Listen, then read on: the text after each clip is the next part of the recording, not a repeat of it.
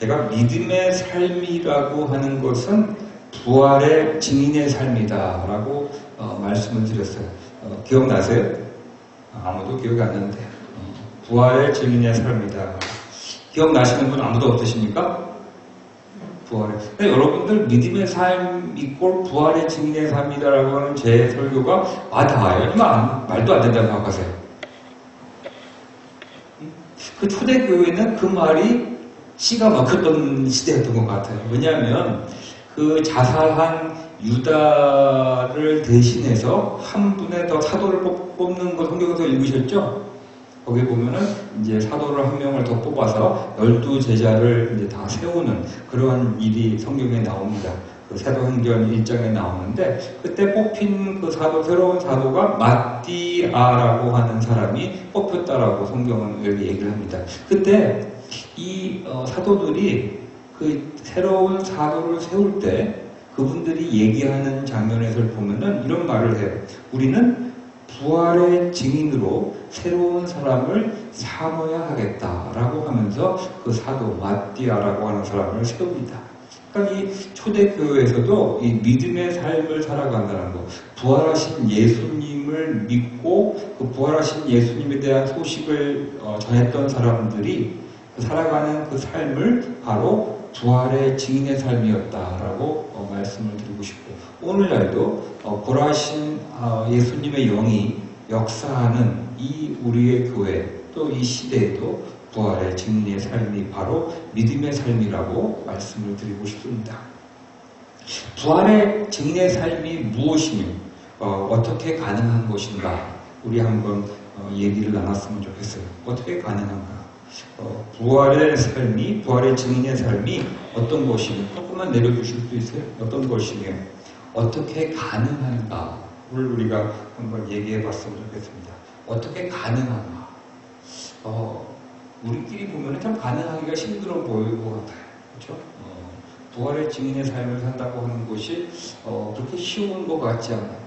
어려워요. 제가 부활의 증인의 삶을 본다고 이렇게 눈을 마주치려고 그러면 다 눈을 이렇게 내리시는 분들이 많네. 이 부활의 증인의 삶을 혜원이 살고 있어요? 아니라고. 기다리지 않고 바로 나오네. 아니라고. 그러면 어떻게 보면 우리가 부활의 증인의 삶이 무엇인지 잘 모르기 때문일 수 있어요.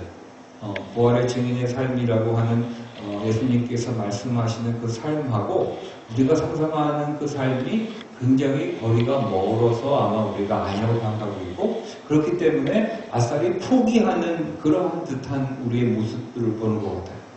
우리 현주 형제님은 부활의 증인의 삶을 살고 있습니까? 아니라고 말을 했어요. 제가 볼 때는 잘 살고 있는 것 같은데도 아니라고 보고 있어요. 그러면 아마도 우리가 알고 있는 이 부활의 증인의 삶이라고 하는 것이 잘 무엇인지 모르는 것 같고, 또 어떻게 가능한지. 우리 팀은 당연히 살고 있죠? 웃었어요. 아니에요? 비예요? 각도요? 누가 저는 부활의 증인의 삶을 살고 있습니다. 우리 한번 저를 도와주실 분 없어요? 우리 고개 숙였어요? 고개 숙인 자. 아름답다. 우주 매림이 이렇게 했던 거예요? 우리 축하. 이번에 거기 비디오를 보면은 여기 밑을 봐 하고 나왔던 거 기억나죠? 딱 그거 보세요. 없었어요? 나를 받았었나요? 거기에 축복 기도까지 받아봤어요. 그 비디오에 기도까지 받아봤어요. 대단했어요. 내가 그거 보면서 내가 눈물 흘릴 뻔했어요. 진짜로. 정말 대단했어요. 그렇게 열심히 사는 삶이 아마 믿는 자로서 그렇게 열심히 사는 삶이 아마 부활의 삶인가? 지금 저는 우리 다니엘 석현 형제님이 하셨던 그 후에는 굉장히 저를 눈물까지 흘리게 하는 어떠한 바이브레이션이 있었던 것 같아요. 그냥 그걸 보면서 마치 내가 거기서 청혼을 하는 것 같은 그런 기분, 뜨거움을 느낄 수 있었어요. 아마 이 부활의 증인의 삶이 어떻게 가능한가를 우리가 먼저 보면은 그러한 열성이 있는 삶이 아닌가 생각이 들어요. 그러한 패션이 있어야 해요. 그냥 지나가다가 석현 형제가 지나가다가 그냥 야 일어날래? 그랬으면 아마 윤미성적으로 당연히 잡았을 거예요. 근데 비디오를 보면서 아마 뿅 갔어요? 뿅 갔대요. 뿅 가는 거 보면은 거기에 뭔가를 느꼈을 거예요. 그 부활의 증인의 삶은 아마 그런 것을 그 안에 포함되어 있을 때 그게 부활의 증인의 삶인 것 같아요. 그 패션이 있어야지만 부활의 증인의 삶이라고 우리가 말을 해볼 수 있을 것 같아요. 아주 식지 않는 그 뜨거움. 아마 우리 윤미가 이 사람은 쉽지 않을 거야, 그렇죠? 그런 생각을 하면서 예스를 했을 거예요, 그렇죠? 예스 했어요? 예스를 했어요. 정말 쉽지 않은 그런 뜨거움이 있는 곳이 바로 이 부활의 증인의 삶, 그런 곳이 아닐까 생각을 해요. 그 식지, 뭐라고 했어요? 금방 식는. 금방 식는데요. 이런 걸 보고 초치기 작전이라고 하는 거예요. 비디오 안 받으시죠? 이 식지 않는 그 뜨거운 열정이 어디서 나오는가? 이게 오늘의 어쩌면은 우리 이 부활의 그 증인의 삶이 어떻게 가능한가에 대한 앤서일 것 같아요. 그런 식지 않는 뜨거운 패션이 어떻게 지속적으로 나올까? 우리가 교회 와가지고 얘기 듣고 성경 공부하다가 어떤 질문하고 그런데 그것이 자기가 있었던 어떤 질문에 대한 해답이었고 그다음에 뜨거워져가지고 나도 이제는 크리스천의 삶을 살아야지 이런 게 싹 스쳐 지나가지만 우리가 세상 속으로 나아가서 학교든지 직장이든지 이러한 일터에서 있다 보면 그렇죠? 그게 그렇게 가능케 하지 않아요. 그런 순간적인 어떠한 이 감정에 오는 이렇게 살짝 지나가는 그 뜨거움은 우리는 이 사회에 나가서는 그냥 금방 식어요. 그렇죠? 지원이 금방 식죠? 어떻게 생각하세요? 그렇죠? 네. 금방 식어요. 목사도 마찬가지예요. 아침에 새벽 기도하고 나서 오늘은 진짜 이 영적으로 펌펌 됐으니까 나도 오늘 잘 살아야지 하지만 문을 딱 열고 나가는 순간에 그냥 세상 속에 이렇게 휩쓸려 갈 때가 더 많아요. 아마 거의 대부분이라고 말씀드리는 것이 나올 것 같아요. 아마 이러한 식지 않는 뜨거운 열정이 우리를 하여금 아마 뭐랄까요? 감동을 받게 해주는 것 같아요. 아마 우리 예수님의 그 십자가에서 보여주신 그분의 패션 그거는 우리를 감동케 하고 그분이야말로 정말 부활의 증인의 삶을 사는 본보기다라고 우리가 말할 수 있죠. 그러한 식지 않는 뜨거운 열정을 우리에게 주는 분은 우리 다 알다시피 우리가 아니고 우리의 어떠한 결단이나 노력보다는 성령님이 우리 안에 내재하시는 그 성령님이 그 소스가 됐을 때 바로 그것이 가능해요. 그러다 보면 우리들은 종종 이런 말도 하죠. 제가 그렇게 뜨겁지 않고 뭔가 이렇게 제가 뭐랄까요? 식어 있는 것 같은데 자꾸만 부활의 증인의 삶을 살아가 보면 좀 힘들어요. 이런 뉘앙스의 얘기를 우리는 종종 합니다. 그것도 비슷하게 맞는 것 같기도 하면서도 또 아닌 것 같아요. 사도행전 1장 5절을 보면은 부활하신 예수님께서 승천하시기 전에 예수님께서 이렇게 말씀하세요. 요한은 물로 세례를 주었으나 너희는 여러 날이 되지 않아서 성령으로 세례를 받을 것이다. 아마도 이 부활의 증인의 삶을 살아가는데 필요한 것이 이 성령 세례인 것만큼은 사실이에요. 바로 예수님께서 그 제자들에게 몇 날 가지 않아서 너희들은 성령으로 세례를 받을 것이다 라고 말씀하셔요. 그러고 나서 말씀하시기를 너희들은 땅끝까지 가서 이르러 나의 증인이 될 것이다. 나라고 하는 건 부활하신 예수님의 증인이 부활의 증인의 삶을 살게 될 것이다. 그것도 땅끝까지 이르러 성령님이 너에게 성령의 세례를 받게 되면 너희들이 그 식지 않는 뜨거운 열정을 가지고 패션이 탄 삶을 부활의 증인의 삶을 살게 될 것이다 라고 말씀하세요. 그러면 우리들은 금방 들어오는 질문은 나는 성령 세례를 안 받았나? 라고 하는 질문이 우리는 와요. 그렇죠? 오로메리컬이 오는 질문이죠. 그래요 여러분들? 왜냐하면 내 자신이 미지근하고 내 자신이 이렇게 뜨거운 신앙의 삶, 믿음의 삶을 살고 있지 않기 때문에 나에게 곧 오는 건 이러한 대목에서 오는 거는 나는 과연 물로 세례를 받았지만 성령 세례를 받았을까? 이런 생각을 우리는 합니다. 그래서요 여러분들 아니에요? 우리 운영자매는 무조건 성령 세례 받았어요? 끄떡거리는 분도 있네요. 대단한 분이에요.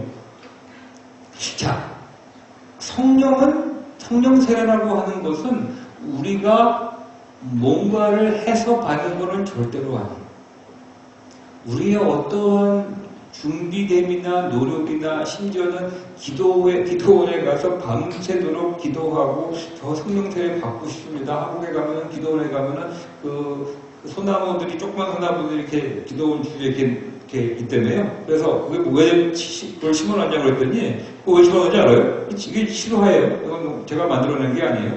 그 소나무를 붙잡고 기도를 밤새도록 해서 그 소나무 뿌리가 뽑힐 정도로 열심히 기도를 하면은 성령 세례를 받는다 그래가지고 심어놓은 거예요. 기가 막히죠? 그게 근데 우리 기독교 안에서 이루어지는 일이에요. 하지만 중요한 거는 이 성령 세례는 물 세례를 받은 자에게 오토매티컬리 하나님께서 주시는 선물이에요.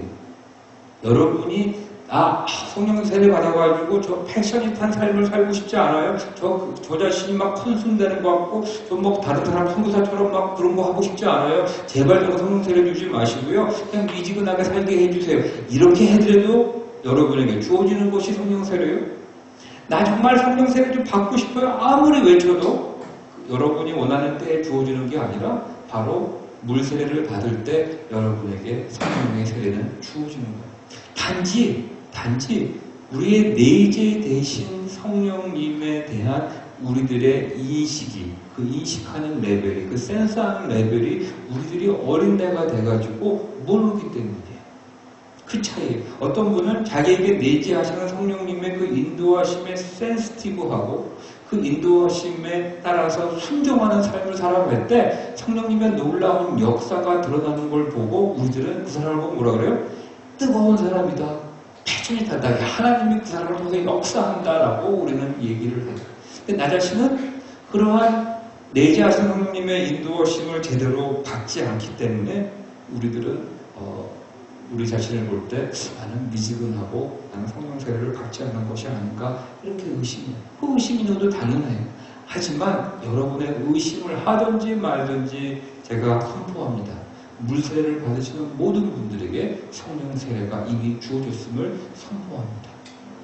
이 성령 세례를 받으신 분들에게 드러나는 모습이 있어요. 자, 이 모습을 여러분들이 성령 세례를 받으신 분은 이러한 모습이 나에게 드러난다고 하는 것을 여러분이 아시면 아마 좀 위로가 될 거예요.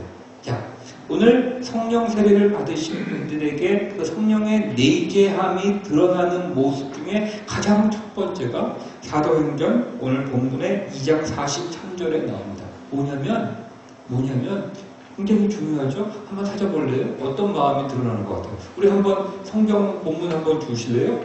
사도행전 2장 43절을 보시면 무엇이 드러날까요? 여러분 찾으신 분 빨리 말씀하세요. 못 가요. 팀은 찾으려고도 안 하네요. 잘했어요. 난 찾으려고. 자, 43절을 누가 찾으신 분, 그 안에 뭐라고 써 있을까요? 뭐라고 그래요? 어떤 걸까요?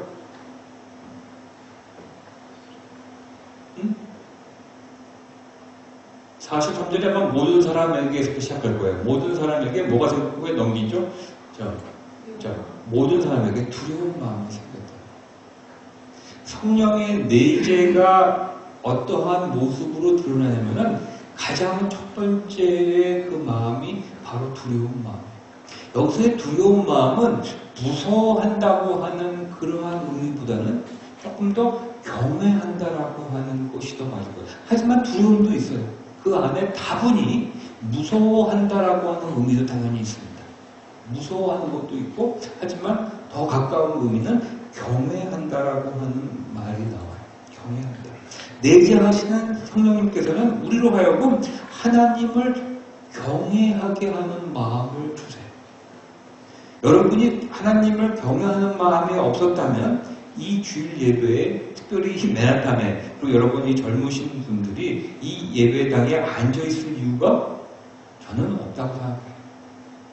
이 이스트빌리지에 나가보면 진짜로 교회가 아니라 당장 기쁨을 주는 장소가 얼마나 많은지 몰라요. 바로 길 건너에 우리 그 음식점에도 보면 토요일과 주일날 아침 9시부터 한 2시까지 줄을 서가지고 그 브런치를 먹으려고 쓰더라고요. 그쵸? 꼭 한번 들어가고 싶은데 너무 줄이 길어서 난 못 들어가고 있어요. 언제 누가 줄 서가지고 목사님 다 됐습니다 하고 불러주세요. 한번 들어가고 싶어. 바로 앞집인데 못 들어가고 있어요. 이 두려운 마음이라고 하는 것은 바로 하나님을 경외하는 마음, 하나님을 무서워하기도 하고 아주 정말 하나님이 계시구나. 내가 이러면 안 되는데 나는 좀 더 하나님의 거룩한 하나님께 향하고 싶은데 이런 마음이 생긴다고. 그러면서 거룩한 하나님을 생각하는 그 동시에 내 자신이 거룩하지 않고서는 이 거룩함 속에 들어가지 못한다고 하는 것을 깨닫기 시작을 하는 거예요. 그쵸, 혜원이? 그렇게 생각하죠? 뭐라고 했는지 기억나세요? 굉장히 중요한 거예요. 우리 혜원이하고 주리하고 너무나 중요한 얘기예요. 우리가 이 두려운 마음이 생기고 우리 안에 성령의 세례를 받은 사람에게는 이 두려운 마음이 생기는데 어떠한 두려운 마음이냐면은 거룩하신 하나님과 함께하는 삶이 내 삶을 바라보면서 이게 아니구나 라고 하는 마음이 든다고. 그리고 그 거룩한 그게 근데 무서운 것뿐만이 아니라 과거에는 내가 어떻게 살든지 그런 삶이 뭐 지저분하거나 더럽거나 죄스럽거나 이런 거를 한 번도 느끼지 않았던 것이 어느 순간부터 이 삶은 하나님과 함께하는 거룩한 삶, 그 구별된 삶을 사는 삶이 아니구나 하는 것이 분별되기 시작한다는 거예요. 그게 두려운 마음. 그게 두려운 마음의 순간이에요. 우리 여러분들 믿기 전에 여기 특별히 어렸을 때 믿었던 분들이나 어렸을 때 믿지 않고 유아 세례가 아니라 정말 청년이 돼가지고 믿으신 분들 중에서 한번 손 들어보세요. 어느 순간부터 이러한 삶은 왠지 거룩한 하나님과 동행하는 삶이 아닌 것 같은 어떠한 부담감이 생기셨던 분. 생기죠? 그렇죠? 생기죠? 그런 것이 바로 여러분 안에 성령님이 내게 하신다라고 하는 것이고 여러분의 성령 세례를 받았다고 하는 거예요. 이미 여러분 안에 과거에는 전혀 관계하지 않았던 생각들 내가 뭐 놀러가고 뭐하고 어떤 방식으로 살든지 내 삶은 내 거였는데 어느 순간에 그 내 삶, 그 모습이 거룩한 하나님과 함께 하는 거와 이게 아닌데 이렇게 돼서는 내가 아닌데 라고 하는 생각이 든다고 하는 거. 그러면서 구별된 삶을 살고자 하는 열정이 드러나요. 구별된 삶을 잘 사느냐 못 사느냐를 지금 얘기하는 게 아니에요. 100점짜리 진짜 누가 보더라도 저 사람은 구별된 사람이야. 정말 예수님의 가운데 토막이야. 이런 말을 듣는 것을 말하는 게 아니에요. 우리 안에 나의 삶 속에서 구별된 삶을 살아야 되는데 물론 그때 두 가지의 모습이 나오죠.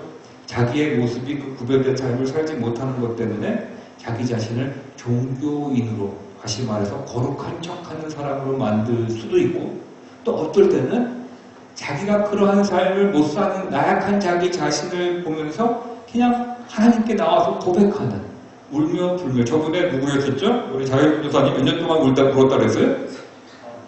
3년 동안 울었다 그랬어요. 물론 그 다음 금요 언제였죠? 기도 모임에 와서는 그게 그런 것이 아니라 그랬었는데 우리는 그렇게 받아들였어요. 얼마나 죄를 많이 지었으면 3년 동안 울고 불렀을까? 하여튼 그렇게 우리 안에 그러한 삶이 들어와요. 거룩함 속에 사는 그 삶은 절대로 나의 옛날의 그 삶, 옛 모습, 하나님과 떨어져서 살 수 있느냐 그 교만했던 그러한 모습으로는 절대로 그 삶을 살아갈 수 없다고 하는 것을 뼈저리게 체험하게 돼요. 그것이 바로 성령 세례를 받으시는 분들의 모습. 두려운 마음이 드러나는 거예요. 두려운 마음. 그래서 그런 분들은 나약한 자기 자신이 그렇게 두려운 마음이 있으면서도 항상 실족하고 모자르는 자기 자신의 모습을 바라보면서 이 구별된 삶을 살아야 되겠는데, 이 거룩함에 나아가야 되겠는데, 이 거룩한 하나님과 참여하는 그러한 예배자의 삶을 살아야 되겠는데 자기 자신이 모자르다고 하는 것을 체험하면서 어떻게 되는지 알아? 하나님이 만드시는 참 기가 막힌 이 프린시플이에요. 뭐냐면 공동체를 이룬다고 하는, 함께 모인다고 하는.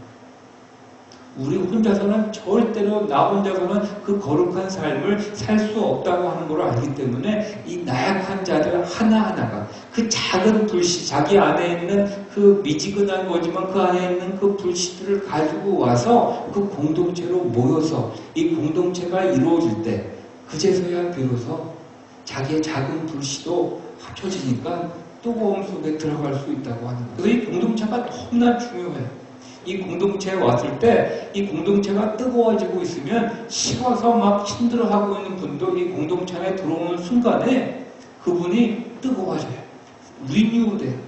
그냥 여러분들이 찬양하는 그 모습 속에서, 찬양을 하는 찬양 속에서 사람들이 새로운 분이 들어오잖아요. 이 찬양 속에 하나님을 두려워하면서 찬양하는구나, 이거를 다 느낀다는 거예요. 그래서 그 사람들은 찬양 속에 들어오고 하나님께 와, 이런 분들이 모여 사는구나 라고 하는 것을 그들도 센스하게 된다고 하는 거예요. 그래서 공동체를 이루면서 예배 드리는 것이 너무나 중요합니다. 저는 그래서 여러분에게 부탁을 드려요. 우리 교회는 찬양할 때는 사람들이, 성도님들이 예배 시간에 안 와요. 우리 교회 예배 시간은 찬양 끝나면서 도인 것 같아요. 어떻게 생각하세요? 그렇죠? 아마 설교 시작이 아마 예배의 시작으로 생각하시는 분들이 많은가 본데 절대로 아니에요. 과거에는 설교라는 것이 예배 안에 있지도 않았었어요. 왜냐하면 설교라고 하는 것은 믿지 않는 사람들이 그 공동체로 들어오면서 그분들을 설득하기 위해서 들어온 것이 설교예요. 다 믿는 사람들이 모였을 때는 설교라는 것이 필요가 없어요. 그래서 설교라고 하는 것은 다 구도자를 위한 내용이 돼야 되는 것이에요. 설교는 그래서 복잡하고 힘든 거 얘기하면 좋은 게 아니래요. 저도 요새 배우고 있는데, 그래서 설교는 믿지 않는 분들을 향한 설교가 돼야 되고, 우리 믿는 자들은 그곳에서 정말 아까 온 마음 다해 찬양 드리는 그 찬양의 모습이 있을 때 그것이 진정한 예배라고 하는 거예요. 저는 우리 교회가 그러한 찬양을 드리는 교회가 됐으면 좋겠어요. 그래서 우리가 12시에 예배면 한 11시 45분쯤에 와가지고 찬양할 준비를 하고서 되지 않아요? 우리 삶 속에서 정말 구별된 삶을 살고 싶은데 못 살았기 때문에 저 구별된 삶을 좀 살기를 원해요. 하나님께서 성령님을 주셔서 성령 세례를 주셨는데 그 성령 세례의 삶, 부활의 진리의 삶을 제대로 살지 못했는데 저 살고 싶어요. 그렇기 때문에 그 디자인을 가지고 모여서 하나님을 찬양해야 되지 않겠어요? 그러다 보면 그 안에서 우리가 뜨거워가지고 다시 새로운 그 뜨거움을 가지고 성령님께서 센시티브하게 느낄 수 있을 때 이 세상으로 나아가야지 간신히 이 세상을 우리가 이기고 돌아올 수 있지 않겠어요? 근데 우리 교회는 우리 교회가 아니고 저기 있는 맨하탄에 어디 있는 교회는 찬양 끝날 때까지 사람들이 없어요. 그러니까 설교하는 사람도 올라오면 힘이 빠져요. 마음이 다 닫혀있는 분들을 향해서 설교하는 것이 얼마나 어려운지 몰라요. 예배는, 진정한 예배는 우리의 감사의 찬양, 내가 그 영적인 그 발돋움을 하겠다고 하는 그 디자인을 가지고 있어서 나와서 하나님 저 좀 도와주세요, 찬양합니다. 이러한 나약한 자를 살려주시고 저에게 성령을 허락하여 주신 하나님 감사합니다. 아직까지 부족하지만 제가 이런 소망을 가지고 나왔습니다. 저에게 새로운 힘을 주시고 이 예배 때에 리뉴얼 하게 해주세요. 예배자를 찾으시는 하나님 저를 좀 만나주세요 하고 외치는 그러한 찬양과 기도와 또 말씀의 선포가 있기를 간절히 원합니다. 아멘. 그래서 우리 다음 주부터는 우리 교회 성도들이 몇 시에 나와 있어요? 11시 45분. 누가 말씀했어요 그 말을? 성령님이. 우리 레이기도가 이런 분이에요. 이런 분. 조금 뭐 하다가 밥이 늦어서 우리 불편해요? 솔직히 점심 늦게 된다고 여러분들 불편해요? 아니죠. 우리들은 그냥 예배 드려서 정말 그 뜨거움 속에 들어가면 그 어떤 것이 일어나더라도 다 좋아요.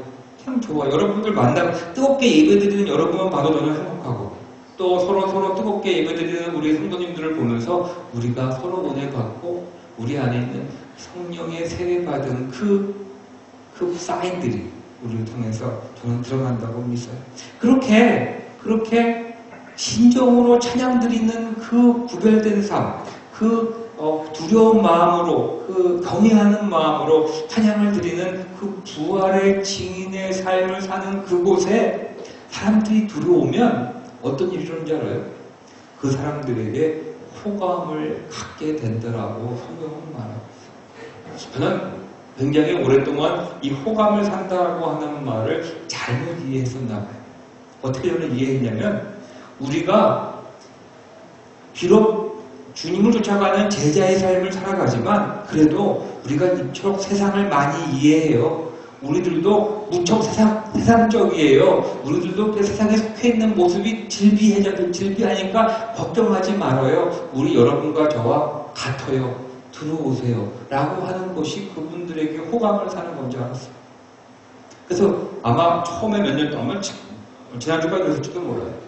근데 그렇게 해서 세상에서 오는 사람들로부터 우리들이 호감을 못 사더라고요. 저는 그거를 여러분과 저 자신의 신앙생활을 통해서 체험하게 돼요. 사람들은 이곳에 와서 이 교회가 얼마나 세상적으로 연결돼 있고 세상적인 모습을, 나약한 모습을 가지고 있는 것을 보면서 여러분에게 호감을 가지려고 하는 것이 아니라 그 사람들은 그곳에서 힘들어하고 있는 그 삶에서 나와서 교회만큼 가면 더 거룩한 삶을, 구별된 삶을 사는 사람들이 있겠지, 그것을 보려고 오는 거예요. 근데 그 구별된 삶이라고 하는 것이 여러분들이 정말 퍼펙트한 거룩한 삶을 살아가는 것을 보여줘야 되는 것만은 절대로 아니에요. 우리가 나약해서 넘어지고 실족했지만 그래도 예배에 나와서 저 좀 하나님 도와주세요. 은혜 속에 들어가게 해주세요. 저를 찬양하렵니다. 이러한 디자이어, 그 뜨거운 그 패션을 볼 때 자기는 비록 나약해서 실족하고 이번 주에 정말로 죄짓고 와가지고 비록 세상 속에서 넘어졌던 그 사람이지만 이 예배실에 와서는 그 하나님을 찬양하며 정말 하나님 구별된 삶을 살기를 원합니다라고 그 바라는 그 여러분의 영적인 디자인, 여러분의 그 영적인 발돋움을 보면서 그 사람들은 여러분들에게 호감을 갖게 된다고 하는 거예요. 우리 기억합시다. 우리가 호감을 사는 것이 과거에는 우리가 얼마나 세상적인 것을 보여주는 것이 호감을 받는 거라고 생각했다면 이제는 그거 잊어버리세요. 제가 잘못 생각했어요. 아마 여러분들 다 동의할 거예요. 우리가 어떠한 삶을 살았다 할지라도 이곳은 바로 기도하는 장소가 되어야 돼요. 바로 이곳은 참 신령한 예배를 드리는 자가 되어서 비록 나는 나약하지만 성령님의 도움을 받고 예배하는 자들이 모여있는 곳을 사람들이 보았을 때 우리 전도 프로젝트 2014년도 이루어질 것이라고 저는 믿어요. 우리 먼저 찬양하면서 우리의 마음을 토로하고 기도할 때는 이미 마음이 다 열려서 성령님의 인도하심을 센스하면서 기도하고 또 말씀을 받아들이는 우리들이 되기를 간절히 원합니다. 아멘. 그럴 때 바로 사람들은 우리들의 이 거룩한 열정, 이 영적인 발돋움에 호감을 가지며 이곳에서 그 커뮤니티에 속하기를 원하고 그 커뮤니티에서 구원을 받게 되는 일이 일어날 것이라고 말씀하고 있습니다. 기도하시겠습니다. 하나님 감사합니다. 우리 이 교회 그리고 제 자신 예배를 드리는 예배자의 모습을 유의미해 주시길 원합니다. 이 교회는 기도하는 교회로 거듭나게 되기를 간절히 원합니다. 이 교회는 예배를 통하여서 하나님의 그 기쁨 속에 참여하며 셀러브레이트하고 또한 부활하신 그 주님을 쫓아가는 그 부활의 증례의 삶을 살아가게 허락하여 주옵소서. 오늘도 세례를 받으시는 분, 입교하시는 분, 그분들을 축복 허락하여 주시고 그들을 통하여서 하나님의 은혜가, 거둬주시는 하나님의 은혜가 그들의 삶을 어떻게 변화시키며 그들이 어떠한 부활의 증례의 삶을 살게 되게 하는지를 우리 모든 자들에게 보여주시기를 원합니다. 또한 우리 자신도 우리가 우리의 신앙의 삶을, 우리 믿음의 삶을 어떻게 보아왔는지 오늘부터 마음속에 뜨거움이 있다면 정말로 거룩한 후덜된 삶을 살고자 하는 그 열정을 가지고 패션한 삶을 가지고 살아가게 허락하여 주옵소서. 감사드리며 거룩하신 우리 주 예수 그리스도의 이름으로 기도합니다. 아멘. 지금 이 시간